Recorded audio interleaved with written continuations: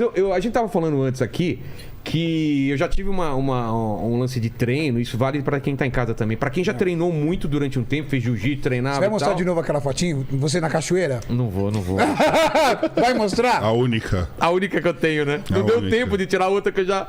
Ele não pode encontrar o Maromba que ele vai mostrar essa foto. Ó, eu já fui também, tá? Que nem aquele cara que jogou futebol um dia, mostra a foto dele com o uniforme do time, né? Depois tá barrigudo e tal. Mas... quanto tempo pro corpo ou pra mente voltar a lembrar de como era e ter a vontade? Porque meu problema mais é a tal da vontade, cara. Tudo parece melhor do que treinar. Vontade entendeu? é difícil, mas formação de hábito, você teve com o Wesley aqui, e o Wesley ele deve ter falado pra você. Cerebral, né? É uma coisa... 66 dias em média. 66 dias? Então, todo mundo que fala que não se propõe a treinar, pelo menos 2 meses, no horário certo, com uma rotina adequada, cara, acaba falhando porque é o tempo que demora para você aprender que aquilo é uma coisa que você tem que fazer, né? Basicamente é o trabalho de 2 estruturas cerebrais juntos, né? O striatum dorsalis e o núcleo accumbente. O núcleo accumbente, ele é uma estrutura que é que nem essa jujubinha roxa, e o striatum dorsalis é que nem essa laranjinha. Tá. O roxinho, ele fica percebendo aquilo que te traz bem-estar. E o laranjinha é o que transforma o que te traz bem-estar em rotina. Só que coisas que não necessariamente te bem-estar imediato, elas também viram rotina por causa da repetição. Então, o que a gente faz quando, por exemplo, para quem que é muito útil a conversa dessas duas estruturinhas, né? Para quem, por exemplo, fuma. O cara que é tabagista, ele precisa, Rogério, de alguma coisa que troque a sensação de recompensa que o cigarro dá. E aí, às vezes... E aquela coisa também que ele tem na cabeça de... toma um café, eu preciso de um cigarro, faz o tal. Tá muito associado, né? Isso daí tem um nome muito importante, né? Isso daí chama a formação de engramas, né? Pensa o seguinte, a unidade básica do computador, megabyte. Certo. A unidade, ou byte, né? Ou bit, byte, né? A unidade básica de memória, nossa, chama-se engrama. Quando você forma uma memória de recompensa, você tem que desfazer essa memória. Por que é tão difícil você refazer um hábito? Porque você gasta energia para destruir essa informação. Então, precisa existir gasto de energia para você reconstruir uma informação de recompensa. Então, a primeira etapa, você troca. Por exemplo, eu tenho um paciente que ele gostava de fumar quando ele chegava em casa. Então, tá bom. Então, fulano, em vez de fumar, sabe o que você vai fazer? Você vai descer na esteira e vai correr meia hora. Ou então, você vai pegar a bicicleta da sua sala e você vai fazer um exercício intervalado de alta intensidade, 8 minutos.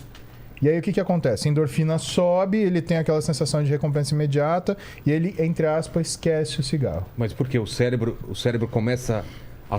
Como que funciona? Ele substitui, você tem um prazer, então, ele esquece o outro prazer?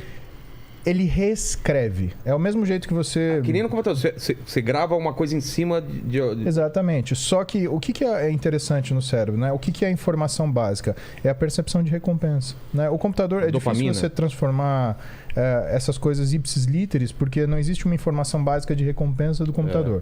Mas a gente tem essa informação, essa sensação. Recompensa, recompensa, recompensa. E aí, o que você precisa? Para pagar uma coisa que você tem recompensa, você tem que entregar outra que tem recompensa. Às vezes, ou nem indicado que a pessoa ela comece com musculação. Por quê? Porque musculação depende de um tempo que você pratica para você voltar a ter essa sensação.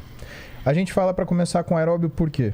O aeróbio, ele é uma sensação, para quem começa, desconfortável. Isso quer dizer que a compensação, o cérebro ele vai produzir 1 tonelada de beta-endorfina. Olha a galera que é viciada em correr. Exato. Quando você pega gente machucada, você vê gente que tem fratura de estresse, que tem tendinite, mas continua correndo. Os caras que correm são viciados mesmo. São viciados. O cara chega no hotel, chega onde tá na viagem, já... Putz, amanhã eu vou correr, aonde que dá pra correr? Eu não gosto de usar essa palavra vício para esporte, porque dá uma conotação negativa. Né? Mas eles estão extremamente habituados a isso. Aí você pode falar assim, mas a galera que faz musculação também é. A galera que faz musculação, ela não faz às custas disso. Você pega, por exemplo, eu e o Júlio, a gente tem... Renato também tem algumas lesões. A gente reestrutura o nosso treino para fugir da lesão. O sujeito que corre, ele corre apesar da lesão. Entendi. Então a gente tem mulheres que têm, por exemplo, fratura de estresse no pé, correm até o pé quebrar. Fratura de estresse na canela, mesma coisa. Alterações que estão associadas, por exemplo, até com transtorno alimentar, acaba mexendo com isso. Então, vamos voltar. A gente começa primeiro fazendo alguma coisa que dê uma resposta de recompensa. Nesse sentido, às vezes o exercício aeróbico, ele tende a te dar essa resposta mais rápido. Por quê?